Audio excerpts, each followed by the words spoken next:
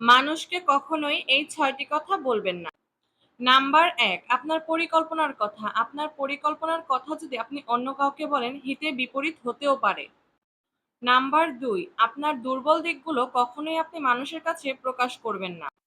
আজকে যাকে বন্ধু ভেবে আপনি আপনার দুর্বল দিকগুলো বলছেন, কালকে যদি তার স্বার্থে আঘাত পড়ে, তাহলে আপনার এই দুর্বল দিকগুলো খোঁচা দিয়ে কথা বলতে সে একবারও ভাববে না। এই পৃথিবীতে আপন বলতে কেউ হয় না। এই পৃথিবীতে বন্ধু বলতে কেউ হয় না। সবাই স্বার্থের জন্যই আপনার কাছে আসবে। So be careful.